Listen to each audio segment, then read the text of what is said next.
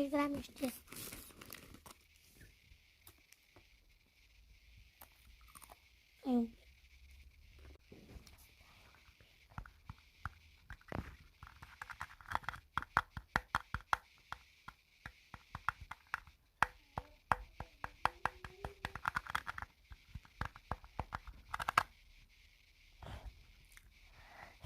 Uite ce-am postat pe YouTube.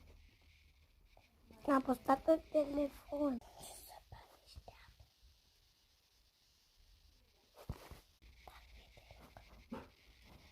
Nu pot carne deloc.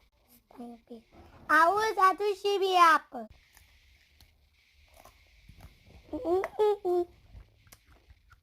Poate vă întrebați ce telefon e ăsta.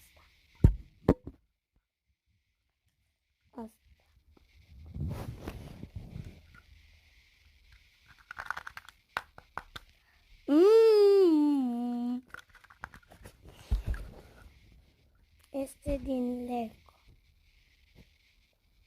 Vedeți? Vedeți?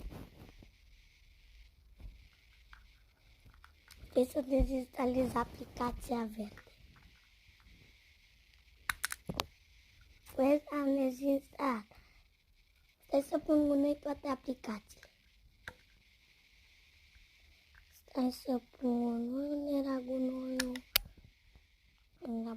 Aici. 2 drumuri, apăs în 3, 2, 1, start. Gata, vreau să vă arăt că s-a dezinstalat. Stai că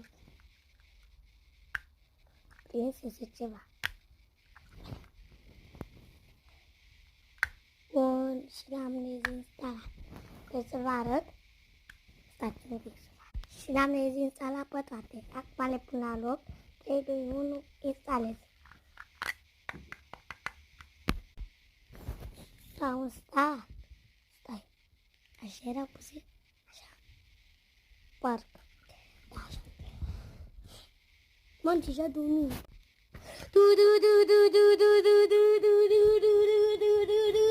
Alo?